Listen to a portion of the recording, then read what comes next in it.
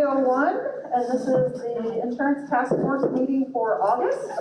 I'd just like to welcome everyone back. It's been quite a while since we've been able to have this meeting, and so thank you all for coming today. Because of the length of time, you'll notice there's some kind of older items on the agenda, so we will start with the approval of the minutes from the March 5th meeting, which was our last meeting. Cindy, you sent those out to everybody, right? The March minutes? Okay. Anybody have any edits to the minutes? Seeing none, do I have a motion to approve the minutes as presented? Motion by Kerr, do I have a second? Second. Seconded by Dr. Pruitt. All in favor say aye. Aye. Any opposed, like sign? Okay, minutes are approved. The other item that's, again, a little delayed as a result of some of the cancellations for COVID is the approval of the ITF meeting schedule.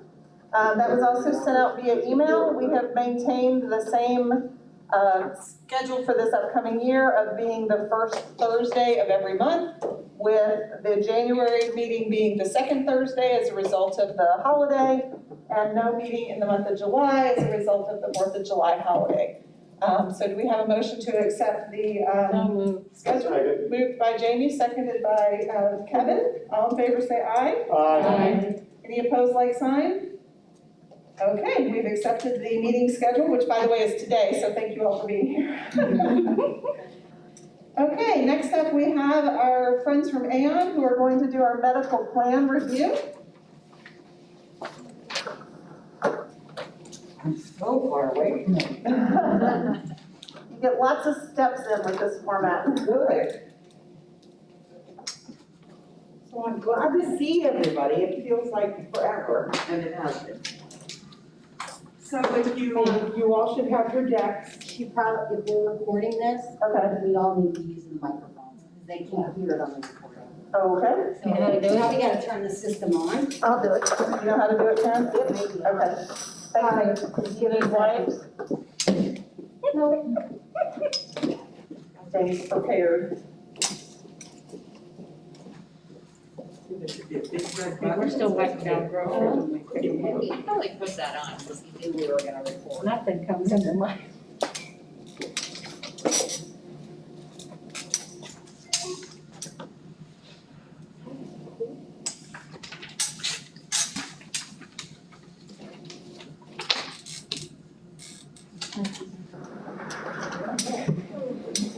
Even the teacher voice.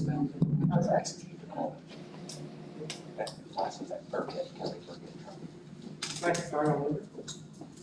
Okay. Hi, I'm Sue Grimm with Aon. It's not on. You gotta hold it There it is, you gotta hold really close You to gotta hold your. it like straight out in front of you. Especially the back. Hello. There you go. Okay, so this is Sue Grimm with Aon, here to present updated financials. Great to see everybody. The decks that were in front of you, if we want to get started on slide 4, sorry. This is going to be hard. Okay, if we look at the executive summary, although the claims are updated through June 2020, we're only using experience through March 2020 due to the COVID pandemic that we have right now. So the projected plan costs, oops, that wasn't me, okay, are updated, and they are 1.7% above revenues. The enrollment in all of the plans has stayed pretty steady. The June 2020 paid claims total was 5.8 million. The average is 6.2. So the claims were down a little bit. The current medical plan enrollment is 10,737.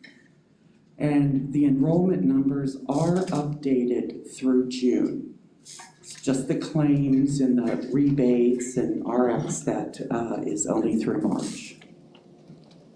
None of the assumptions have changed. So we can move to slide 5 and look at the projection update. And we're looking at the far right column with the updated information. If you look at the total cost in the right column, it's 89.8 million. Employee contributions make up 14 million, and then the district makes up the difference at 75.845 million. Currently, there is still a deficit, but it is less than what it was the last time we met. So we're going in the right direction. Moving on to slide 6. The average loss ratio for plans is 95.5%. And I think it's interesting if you look at the red line, which is the current period, the 78%. If you go to the far left and look at July, which is the other end of the year, it was at 109%. So you can see last year where it was compared to where we are now. Not sure all of that is due to COVID, but directionally everything seems to be coming down. On to slide 7, the large claims. Unfortunately, we do have 2 more. A newborn and one with a circulatory system, which means we now have 17 claims for the July 19 through June 20 plan year, and a total of $7 million.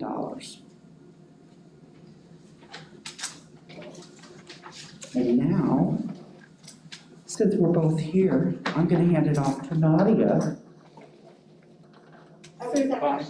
Yeah, hang on, I was gonna ask, let me just make a comment real quick and then I'll take your question. I guess I need the mic. Or, Who's got it? I'll bring it to you. You have a white? I was just gonna give you my shirt too. here, just give it to me. So my comment was gonna be relative to the,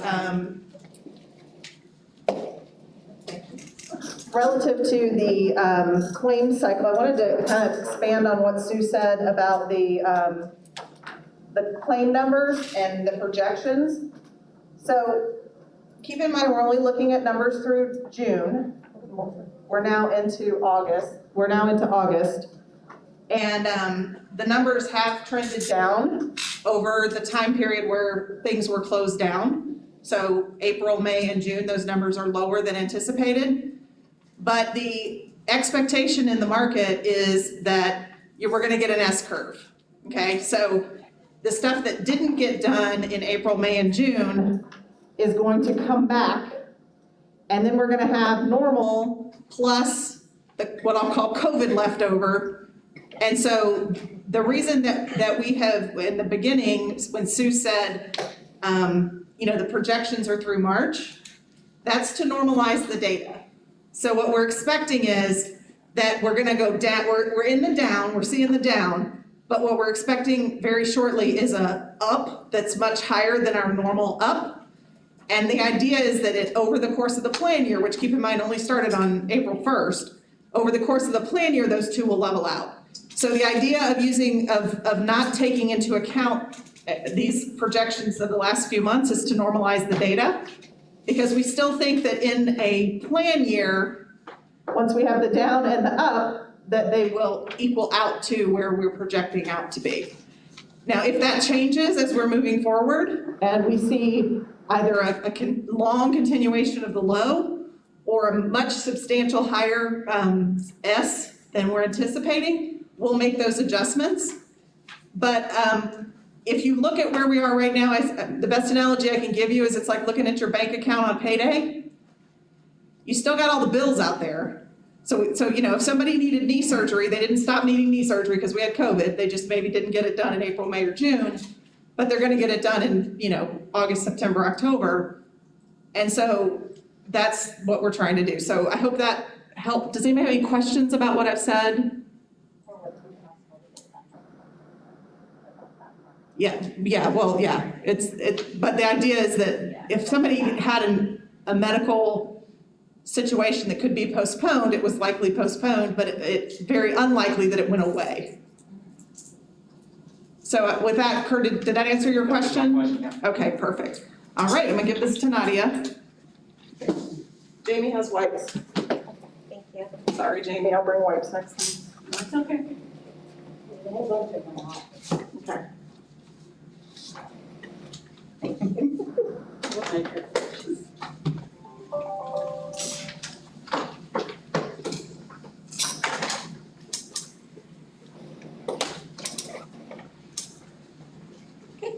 Great, my name's Nadia Elmenayer. Can everyone hear me?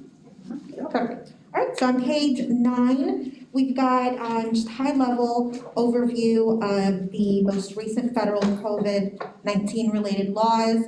A lot of these we've already implemented, and whenever they do come in, we work with Bonnie and Karen and Aetna to make sure that these are being implemented and that Lee Schools stays compliant. Then on page 10, these are communication considerations that are related to COVID-19. Again, we've been working with your medical carrier, Aetna, and the benefit team to make sure that you are compliant and that the communications are being relayed to employees. So moving on to the next section, which is the short-term disability and long-term disability invitation to negotiate, or ITN. So as you know, March 31 of 2021 is the end of your current disability contract with MetLife. So per purchasing guidelines, you did need to go out to market this year. So Aon we worked with the benefit team as well as a evaluation team to come up with a customized ITN document. And in it, we had the objectives, we had the minimum requirements, which one of them was that there would be the proposer would provide an on-site representation 1 day per week for the duration of the contract. And then we looked at pricing, and we had 3 proposers. They were Cigna, MetLife, which is your incumbent, and the standard. The evaluation team reviewed the proposals, and then they scored. And I do have the scoring criteria here. So of course it was based on pricing, service capabilities, plan designs, performance guarantees, and then references that we asked. So we asked for references from other school district clients of theirs, both current and terminated. So today, the evaluation committee is recommending the Standard Insurance Company. Their strengths were competitive pricing. They did have a 3-year rate guarantee, and they do have the ability to administer the requested plan designs. Then they also had some value-added benefits as well. So if you look on page 13, we just have 2 scoring boxes here. The one on the left is the initial scoring. So this is the scoring of the proposals that were received. Typically, you'll have 1 to 2, maybe 2 to 3 different finalists that come in, but for this time, they voted to have 3 because you'll see at the second and third were very close. So all 3 proposers came in, they had a finalist meeting, then they were rescored, and Standard Insurance Company was ranked number 1. So that is the recommendation for today.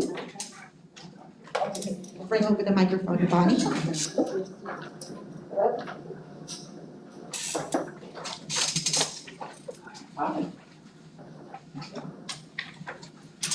Okay, thank you to everyone for your patience as we have this slightly different format of having this presentation. I'm just gonna ask the people who sat on the disability ITN, if you can raise your hand for me, just so people can see the committee members from the ITN.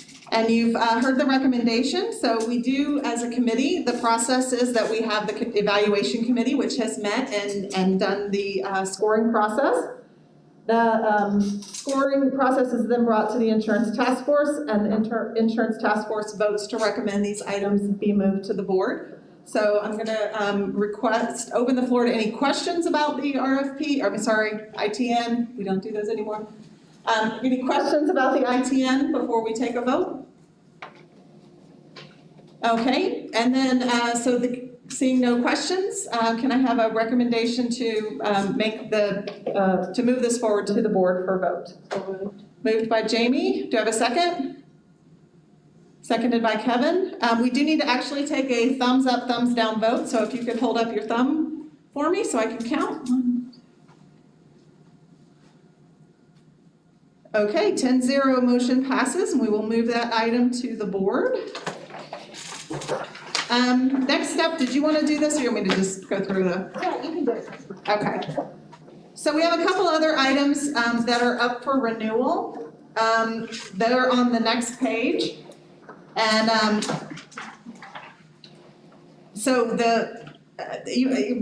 sorry, I'm getting flustered. You see all the different contracts there. The ones on the bottom that are less shaded, those are contracts that are within a renewal period right now, meaning that they're not up for today's discussion.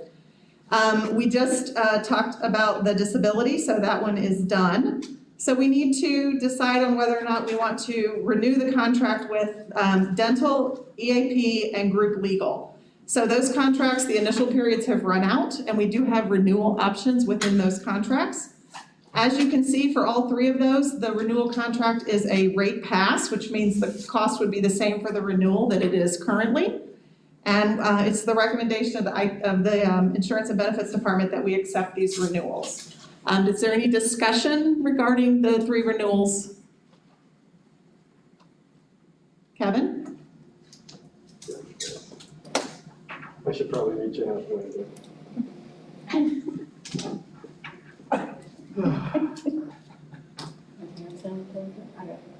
so these are gonna go out to ITNs, right? I mean, we're just kind of, no? No, these are renewals. Okay. The 1-year rate cap. And then after the rate cap, we'll have the discussion again next year, right? Okay. So these three items are under current contract. When we do our ITN contracts, there's an initial contract period, and then there's options for renewals within that contract before the contract itself expires. So these are the renewals of those contracts.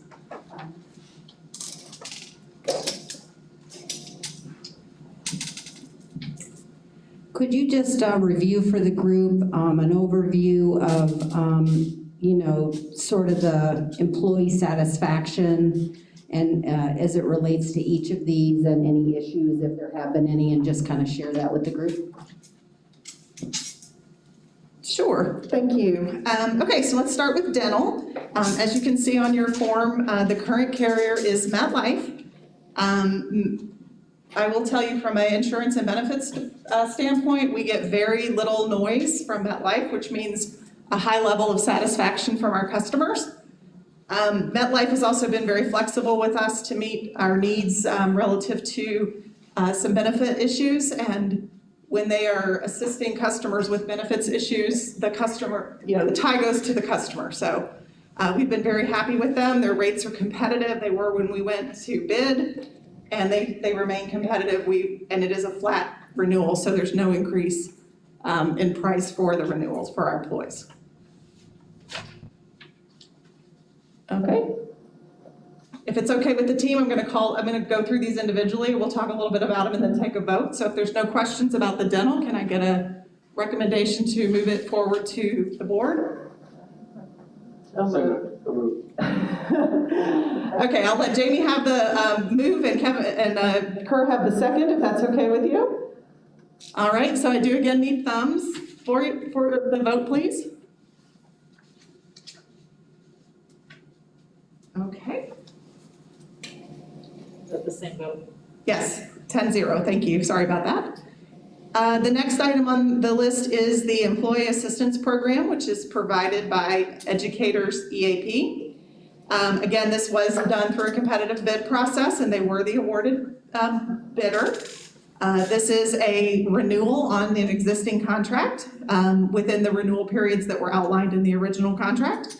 And it is also a rate pass, meaning we would pay the same next year that we pay now. I will share with you, EAP has both a local office as well as an extensive national presence and an extensive website. One of the newest things they've rolled out is a training platform. So they have partnered with a company to offer training to employees via video training at no cost, which is a fantastic benefit and something I'm definitely going to be talking about at you guys' meeting next week or 2 weeks. And again, we don't receive complaints in the Insurance and Benefits Department regarding this benefit, which is usually a good indication of satisfaction with among our employees. Are there any questions or comments about the Employee Assistant Program? Seeing none, do I have a motion to renew the contract as presented? Okay, I think Jill got first. Can you be second? Yes. Okay, so moved by Jill, seconded by Jamie. Again, I need thumbs for this one, please. Okay, 10-0. The next item is our group legal plan, which is presented by MetLife. It's also called Hyatt Legal. It's called Hyatt Legal because it was originally developed for that company, and then they started rolling it out to other organizations. They're in the process of transitioning the name to MetLife Legal, but it's the same product. Again, this was selected through a competitive bid process, and we are in the renewal periods for the initial contract. I've had very good feedback from our customers relative to this benefit. It's one of our newer benefits that we put in place as an ITF as we were looking to expand the benefits that we offer to our employees. One of the most popular things that people do with this particular benefit is complete a will and other legal documents, which so far has been the most popular item that people take advantage of for that. Any questions about the group legal plan? Okay, seeing none, do I have a motion to move this forward to the board for renewal? Motion by Jill, seconded by Kevin. All in favor? I need thumbs again. Okay, and that's 10-0. All right, we have one more item that is not on your page 16. And that is because it actually involves our broker consultant actuary, so they were not part of the process as they normally are. So they are not here to present the results. I am here to present the results on behalf of the subcommittee. So we did recently take our insurance brokerage, broker actuary consultant, also went to ITN this summer. If you're on the ITN team for the broker actuary consultant, if you'd raise your hand. And we did have a total of 4 vendors who applied. Aon, Foster & Foster, Gallagher Benefits Service, and Hub. We did complete an evaluation of their proposals, and the top ranked scorer was Aon with 86.98. The next highest scorer was Foster & Foster with 76.2. Gallagher Benefit Service 75.93, and Hub 55.5. And so the recommendation is to award the ITN to Aon, who had the highest score at 87.98. Are there any questions or comments regarding the recommendation? Okay, seeing none, do I have a motion to approve the ITN? Oh, yes, do you have a question? No, make a motion. Okay. I'm sorry. So you're moving. So moved by Jill. Do I have a second? Second by Jamie. All in favor? Again, I need thumbs. Okay, again, that's 10-0 to move that item to the board. Okay, the next section of the Aon deck is the appendix that's always there. It's the standard list of items that is presented. If anybody has any questions, we're happy to take those. Otherwise, we'll conclude this portion. Yes?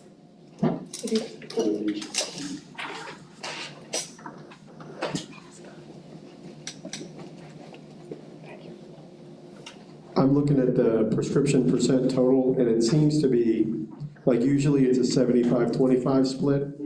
here it says 65-35. Is there any like explanation around that, just in general? I mean, every time I've seen it, it seems to be 74-26, 73-27, that kind of deal. Yeah, I mean, I just. That's exactly. Okay, so I just conferred with our Aon team, and what I thought was the issue is the issue. It's not really an issue, but the result is the reason. During the, where everything shut down for COVID, people weren't getting medical services. However, they were continuing to fill their prescriptions. So this is kind of an anomaly of an off balance as a result of COVID. Again, one of those things that will likely Reset. teeter back and reset, correct? Okay, we are moving along quite well. Thank you, everyone. So that takes care of item number 3 and item number 4. So we are now to item number 5, and I'm going to turn the microphone over to Heather regarding our wellness program.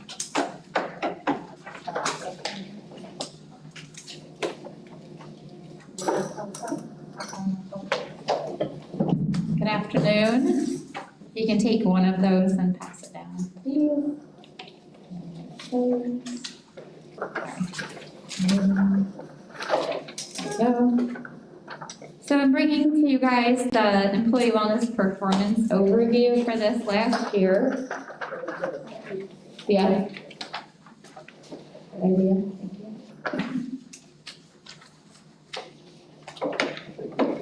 Obviously, we did end a little bit earlier than expected with classes, and we did do some stuff online to finish up, but our exercise classes and some of our nutrition classes that we planned didn't get to go through, so just wanted to let you know that too.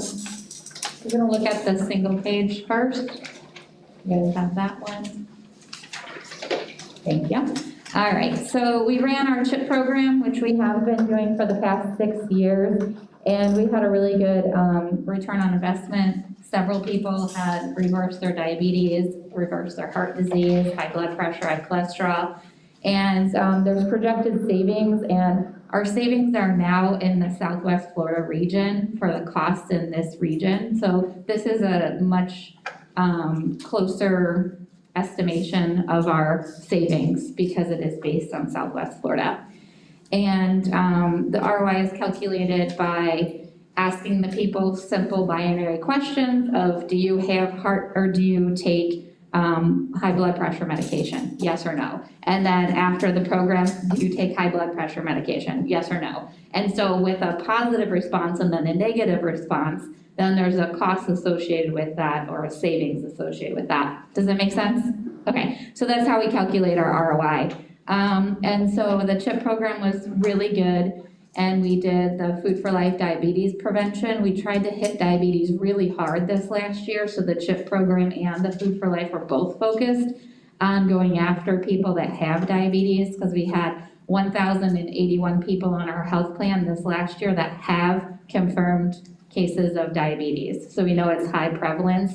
It's about 10% of our population, but we know that's a high prevalence and it's a very costly disease. On our plan, it's almost $10,000 a person to have diabetes. So that is not good. So that's, really good that we're able to identify people, get them enrolled in these classes, and actually reverse their diabetes. So we're not managing diabetes anymore, and we haven't been for a while. We're completely reversing their diabetes. And then we did Eat Real, which was an online program. That program, it was a really great program, just teaching people how to eat real foods. So the concept was basically an online cooking class, and we didn't anticipate having a great ROI on this because it was a very simple cooking class, and I was hoping for a 2 or a 3 to 1 ROI on this program, and we were very delighted to see almost $500,000 in savings, because we did spend kind of a lot on the program, but with the shortness, like how quick the videos were and how simple it was, we just didn't think it would create that much ROI, and it really did. They did a really great job of calculating everything for us and getting all the data that we need, so that was a really great program. And then our zombie walking challenge, this is our 4th year in a row doing this program. People are so addicted to it, I kind of thought people would kind of, be like, oh, we've done that, I don't want to do it anymore. But our engagement rate was 98%. So that means that the people that signed up for it, which was almost 2,000 people, that 98% of them stayed engaged every single day for 6 weeks. That's amazing. For wellness programs, usually they're really happy if you get like 40% engagement in a program. And we have 98% engagement. So it's really cool. And that one, we had a 19-to-1 ROI, so that is something to invest in and to keep investing in. So we will be doing that again next year. With flu shots, we did really well this last year with flu shots. We had just about 4,000 people take flu shots at our health clinics, which is phenomenally high. That's the highest we've ever seen. The percentage rate is usually about 50% of people that come to our health screenings. So you have 100 people show up, 50 of them are getting flu shots. That's just regular math. Ours this last year was 66%. So people, I don't know if we were just really good salespeople on flu shots, but it seemed like we could just turn anyone into getting a flu shot, and that was a really good. And I think with COVID and everything happening right now, I think our flu shot numbers will probably even rise up a little bit higher this next year. And so every time you have someone take a flu shot, there's a 20% chance that it's gonna work and you're not gonna get the flu. I know that sounds horrible, 20%. You're like, yeah, it's 20% chance of not getting the flu. But that's how we were able to calculate ROI. And so it seems like, you can get the flu a lot if you get the flu shot. But your chances are less, and so that less chance is $500,000 in savings. So that's wonderful. And then the tobacco cessation classes that we run are currently online. They're through Zooms. They're through the AHAC, the Area Health Education Network. They are free to us, and they just report back to us how many people quit smoking. Not how many people took the program, but how many people quit smoking. And every person that quits smoking is a $6,000 savings to the district. So we just promote it. We send it out in peach jar, through email, things like that, and people sign up for it and they do it. They don't have to report that they quit smoking, so there could be more. That's just the ones that we captured. So, and Healthy Wage, this is a very simple weight loss program. It's no cost to the district. The employee can actually earn money. Actually just talked to Carol Wilkie the other day, because she's principal at Varsity Lakes, and she was one of our big check winners. They got the giant check. So it's kind of fun to talk to her yesterday and, present this today. But with that, it's just a simple, whatever weight loss you have, it's $11 per pound. So you lost about 1,000 pounds as a district. So it's pretty good. So our total ROI, or cost avoidance, is $2.2 million on the wellness program this year. And if you calculate that with just the programming budget that we have, it's $325,000 a year that we get from Aetna. It's a 6.821 ROI. If we include the incentives that we pay out every year, which I don't know, you don't normally include those, but I figured I would just for fun math. We paid out almost $500,000 in incentives. It was $478,000. And so that would make it a 2.7-to-1 ROI on the wellness program if you include incentives. So I wanted to do that because obviously I'm gonna ask for you guys to vote on or to look at the proposal for this next year for the health screenings.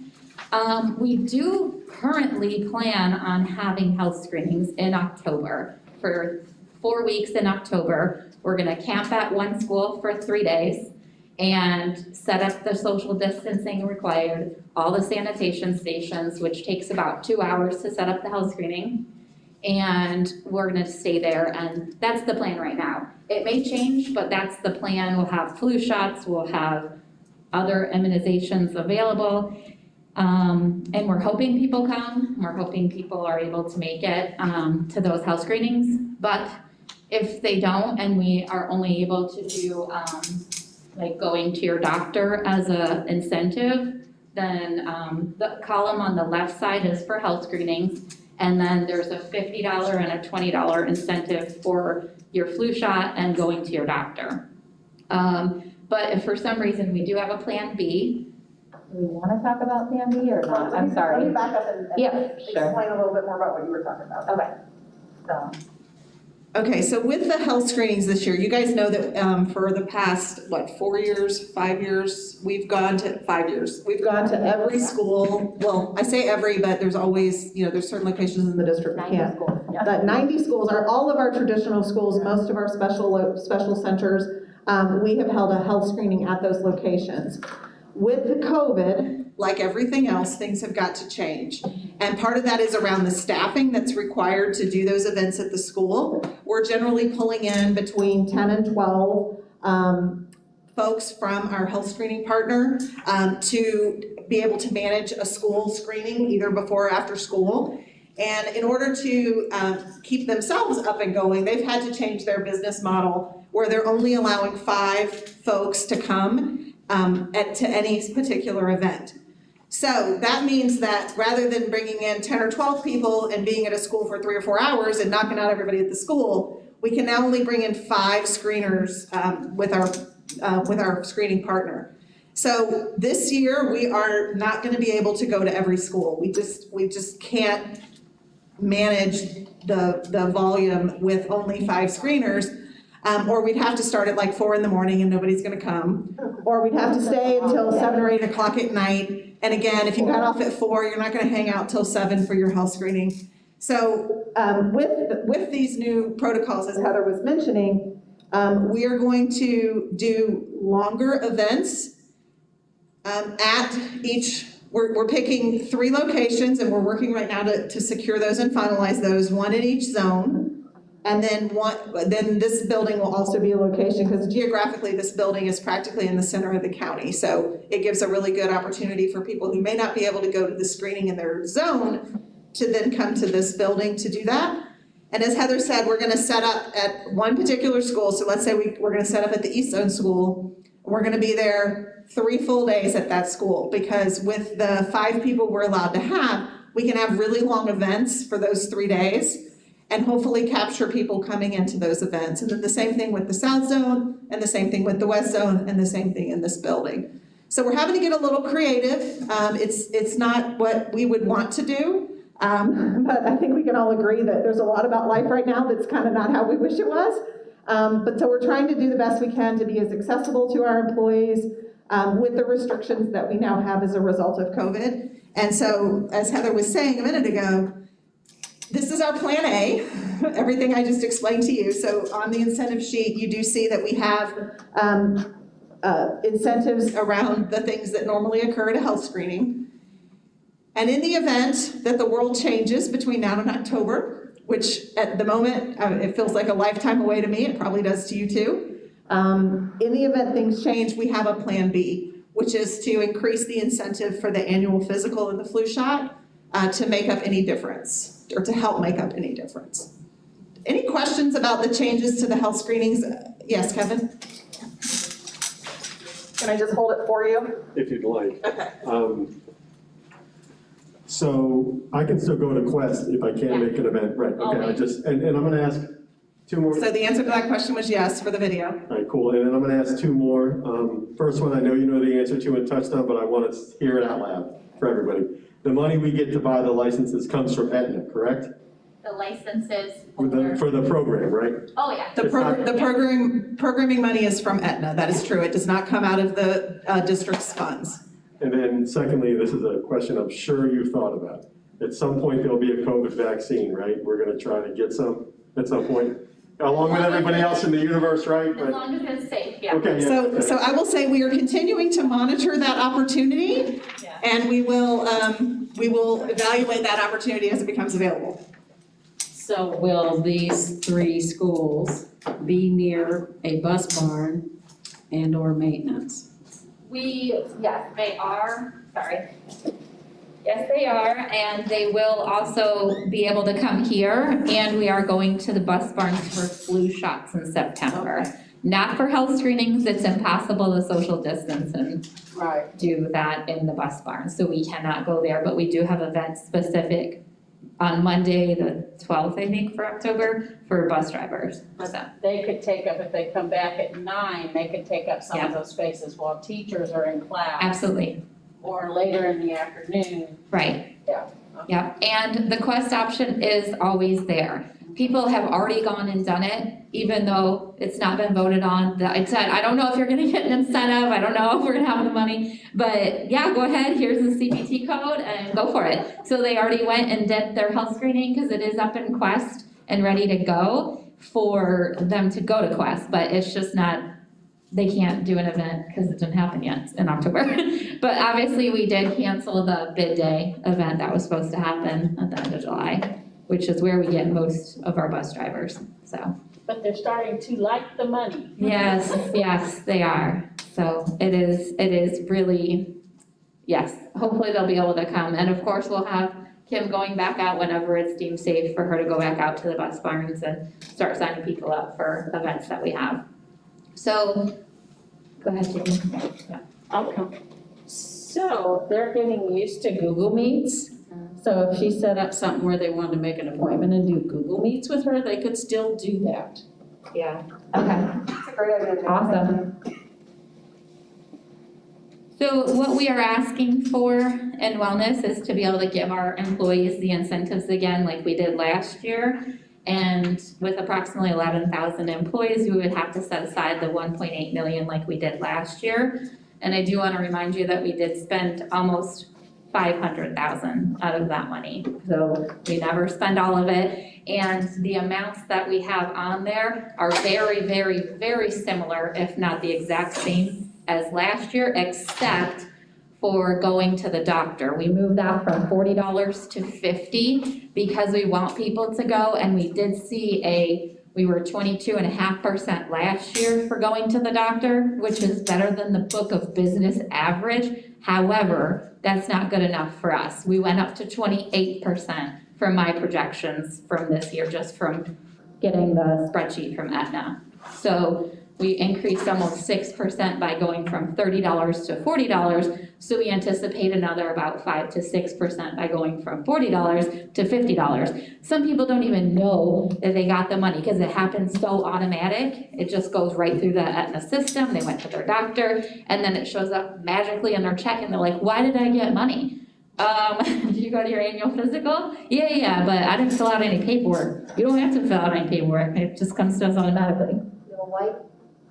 No, one of the sales pieces could be for support is if you do your wellness, which is free, you get money for a future visit copay.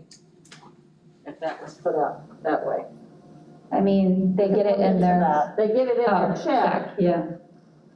We can look into that. So we are asking for the $1.8 million, if anyone would like to talk more about that, or do a motion, or Jill's voting, I think so. Yeah, we all do. Okay, so I have, Jill makes a motion to move forward the recommendation to allot up to 1.8 million, which again, as Heather said, that number is the maximum amount times everybody, which is very unlikely, but it is the maximum that we would spend if everybody qualified. So we have a motion on the floor. Do I have a second? Kerr seconds. Any discussion? Okay, and again, I need thumb votes for this, please. So if you're in favor, please raise your thumb.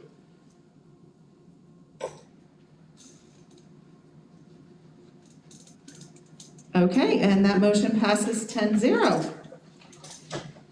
Okay. That brings us to our good of the order. Does anybody have any items for good of the order for the meeting? Okay, all right. Well, I think we have had a land speed record on how fast we were able to move through these items. I want to thank you all for being prepared for today's meeting so we could move so quickly through it. It is wonderful to see everyone again, and even all masked up. Well, it's a little hard to tell who's who sometimes. And yes, thank you. This feels like a little bit of maybe old news, because I think a lot of us may know this, but we are joined today by our new representative, who's actually been our new representative for a bit, but we haven't had a meeting. So this is the first official meeting. Ms. Melissa Giovanelli has joined us for today, so thank you so much for joining our ITF. And do you know everyone, or would you like us to do a roundtable introduction real quick? Can we do a round table? Absolutely. I'm gonna just hold the mic if that's okay, so that we don't have to use all the sanitation wipes we brought. And I'm gonna stand on this side so you can look at her while you tell her who you are. I know everybody here. Okay, we'll just go around. Bertha Zone Director Talc. Kevin Daly, President Talc. Jamie Michael, President of Spell. Karen Coley, Benefits Coordinator for Insurance and Benefits. And I'm Bonnie McFarland, the Director of Insurance and Benefits. I'm Heather Parker, Employee Wellness Coordinator, Insurance and Benefits. Angela Pruitt. I forgot I had a. Agnes Upasakis, Software Engineer, Application Services. Kimberly Hutchins, Director of Payroll. And I'm Jill Castellano, the Vice President of TALC and a peer collaborative teacher at East Lee County High School. Okay, and I see Kevin with his hand up, so I forgot. I'm making my way back over there. You want to get to them first then? Sure. Okay, some folks back here for you, Ms. Giovanelli. Nadia Almenayer, consultant from Aon. Sue Grimm with Aon. Nice to meet you. Leo Burns, retiree liaison. And the wonderful lady I couldn't live without. Bonnie's secretary. Okay, Kevin, you had your hand up. So, we're gonna have a lot of brand new employees start in a couple of weeks, and typically, they become eligible for insurance, after a time period. So, I know the odds of us being able to shift our time period and move it back to like eligibility on first day is nearly impossible. But I'm just wondering, if there's any guidance related to like, if they're a new hire and they don't have insurance, kind of what the guidance is to get them to cover that 45 or something days, kind of prior to them becoming eligible. Did you want to talk about that? Or you want me to? Okay. So our best recommendation for somebody who comes in and maybe they've left a job and there's a gap of insurance between when that insurance ends and when our insurance starts is they have opportunity to utilize COBRA through their prior employer. So that would be our first recommendation. Some folks also would qualify for some substantial assistance through the federal healthcare exchange, and so that would be another option. We're changing the date, we're changing the date. Yeah, we're changing Okay. So they start 10/1 effect. That was the part I wasn't sure if you wanted. Yes.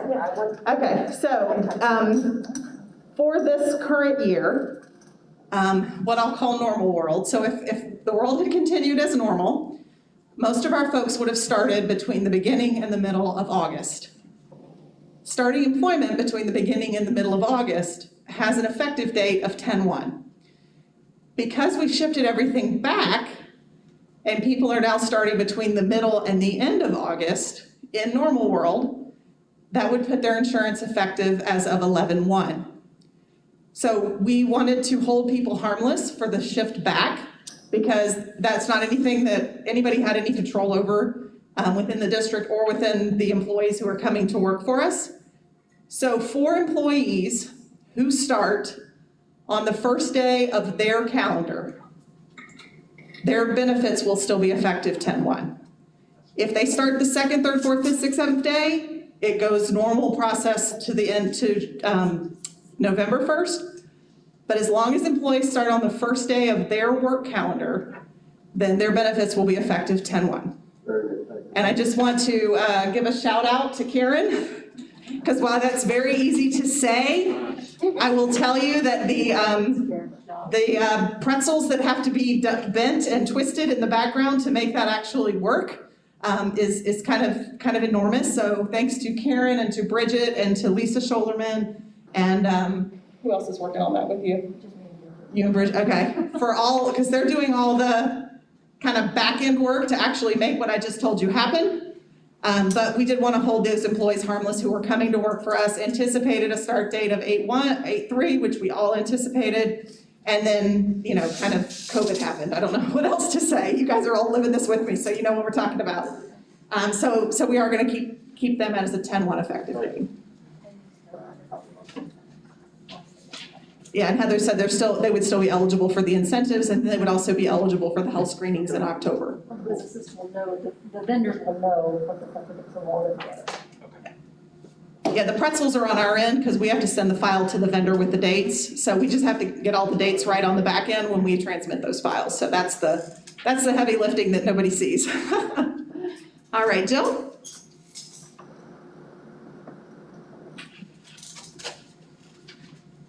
So and this is a question for Heather, it's a wellness question, so I know that, so let's just pretend that things were normal, right? And so in a normal world, their insurance would start October 1st. Yeah. Yes, okay. So, but say there were like the exercise classes or those types of incentives in the building, they could participate in those prior to October 1st. I know a lot of stuff is not gonna happen, some of those classes can't happen right now. But so I just wanted, because I thought that's what you said, they could still do wellness even though insurance wasn't fully kicked in if all those things were available in a building. Okay, thank you, I just wanted to know for my own. Yes. So the reason that the health insurance is important to the health screening is because they have to be on the health plan to get a health screening. But anything else that's in wellness that is group related, so not where we purchase an individual license, but that's group related, like a group exercise class, anybody can participate in at any time. As long as they have their username and password. Yeah, she said as long as they have their username and password, which of course is required to log in and register for the class, so you have to have that. So the zombie challenge will start after October 1st, so that everyone, okay, that was just something I thought of. So just, I didn't get you the mic, so I'm just gonna repeat that. The zombie challenge will start after October the 1st, so everybody who's new will be able to participate if they choose. Any other questions or comments for today? Any other good of the order? All right, seeing none, do I have a motion to adjourn? So moved. Motion by Jamie, do I have a second? Second by Jill. All right, thank you all. Have a great rest of your day. Bargaining meeting now. Paper.